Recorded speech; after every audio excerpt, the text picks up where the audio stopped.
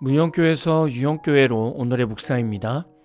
오늘은 갈라디아서 1장 11절에서 17절 말씀까지 묵상하겠습니다. 성경 말씀을 듣겠습니다.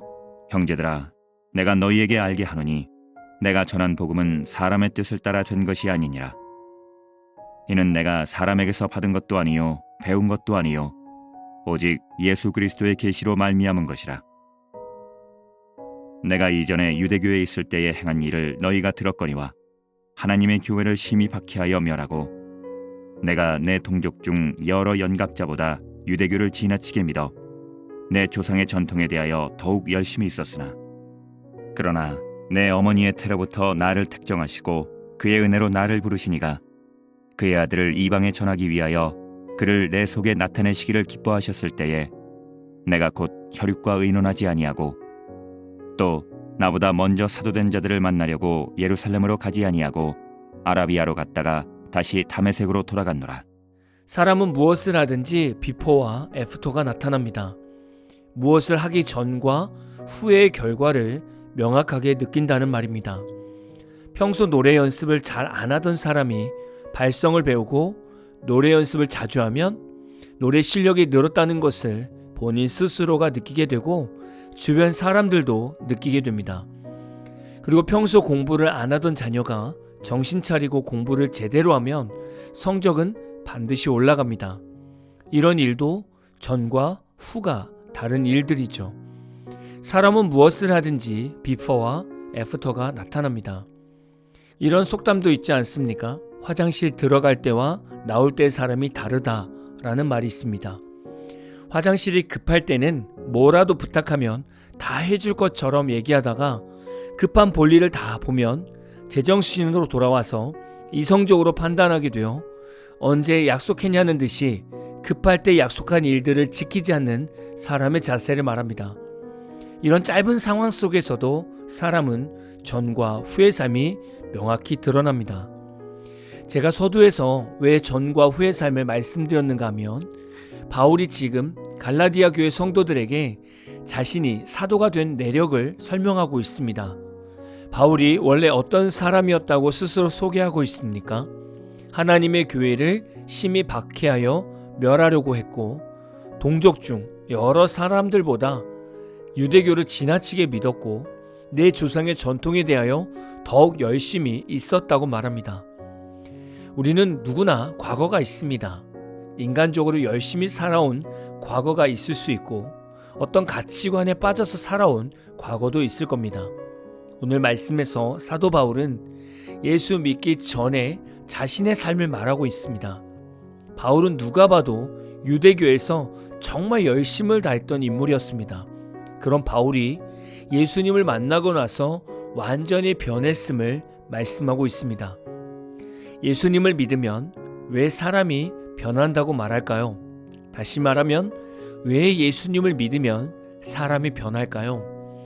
여러분이 예수님을 믿으면서 주변의 가족들이나 사람들이 여러분들에게 무엇이 변했다고 말하고 있습니까?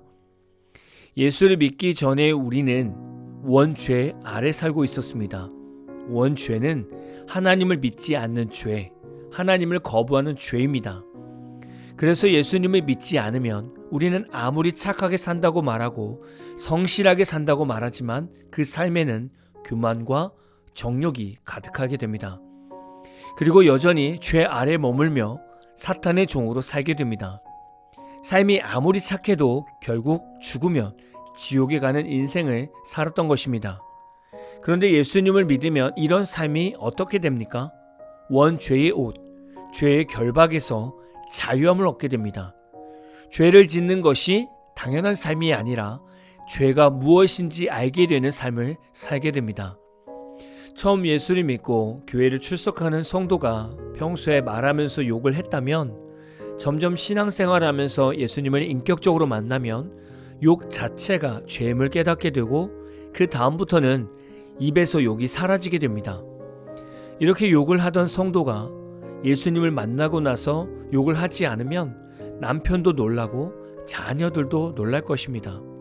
성도는 죄라서 욕을 하지 않은 것뿐인데 가족들은 여러분이 예수를 믿고 변한 삶으로 볼 수 있습니다. 예수 믿는 성도는 우리 마음에 계신 성령님 때문에 죄를 분별하게 됩니다. 그리고 성도는 눈에 죄가 보이기 때문에 죄에서 멀어지려고 노력합니다. 그럼 우리 삶에 생기는 현상이 있죠. 성도가 죄를 분별하고 죄와 멀어지면 자연스럽게 하나님의 형상이 회복됩니다.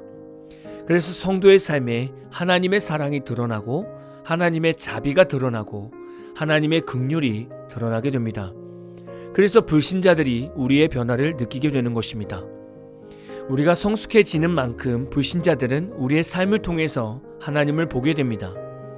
예수님을 믿으면 이런 놀라운 인생이 있는 것이죠. 그런데 성도들 중에는 이런 놀라운 삶을 경험하면서 오히려 걱정이 생기는 성도들을 볼 수 있습니다. 성도들 중에는 성인이 되고 나서 예수님을 믿는 경우가 많습니다. 이런 성도들의 걱정은 자녀들이 어렸을 때 신앙교육을 받지 못했다는 점입니다. 이것이 왜 고민일까요? 아마 모태신앙이들은 이 부분이 왜 힘든지 모르실 겁니다. 이런 성도들이 고민하는 이유는 자녀들이 어렸을 때 신앙교육을 받지 못하고 성인이 되었기 때문에 자녀들의 가치관이 세상적인 가치관으로 굳어져서 신앙적인 대화가 전혀 되지 않기 때문입니다. 이런 자녀들에게 예수님을 전하고 기독교 가치관을 심어주는 것은 상당히 힘든 일이고 큰 벽과 대화를 하는 느낌이 들 수 있는 거죠. 실제로 이런 어려움 가운데 있는 성도들이 정말 많습니다. 그런데 저는 이런 성도들에게 말씀드리고 싶습니다. 바울을 보시면서 소망을 가지십시오. 바울은 세상적인 가치관은 아니지만 유대교를 세상적인 가치관만큼 열심을 다해 섬겼던 인물이었습니다. 그런데 예수님께서 바울을 찾아가셔서 인격적으로 만나주시니까 예수 믿는 그리스도인을 핍박하던 바울이 하루아침에 예수님을 전하는 사도로 변했습니다. 하나님은 우리의 생각과 가치관과 마음을 주관하시는 분이죠. 하나님께서 우리의 마음을 열어주시면 얼마든지 불신자 자녀들도 하나님을 갈망하는 성도가 될 수 있습니다. 혹시 묵상을 하시는 성도 가정에 예수를 믿지 않는 불신자가 있으십니까? 그럼 걱정하지 마십시오. 그 가족을 위해 기도만 하시고 여러분이 예수님을 믿으면서 죄와 멀어진 만큼 가족들에게 삶 속에서 하나님의 형상을 보여주십시오. 그리고 나머지는 성령님께 맡기십시오. 반드시 바울과 같은 놀라운 삶의 변화가 여러분 가정에 있을 것입니다. 오늘 마무리 찬양은 목소리 상점의 그대로 되리라 라는 찬양입니다. 찬양 후에는 잔잔한 연주곡이 있습니다. 말씀을 생각하면서 기도하는 시간을 가져보십시오.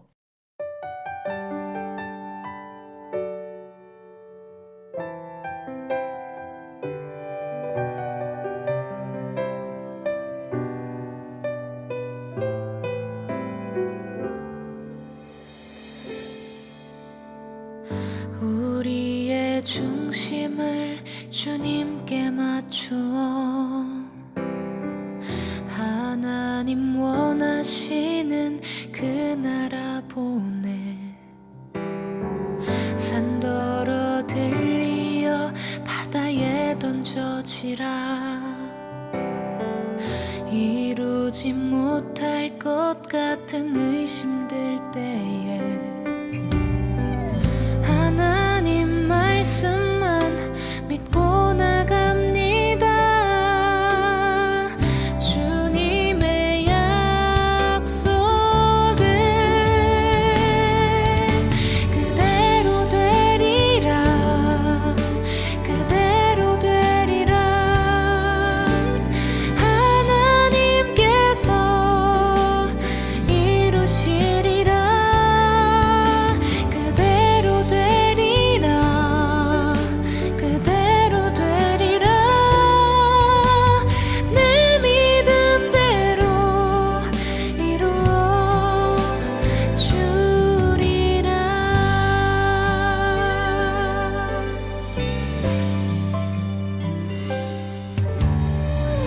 우리의 중심을 주님께 맞추어 하나님 원하시는 그 나라 보내 산더 들리어 바다에 던져지라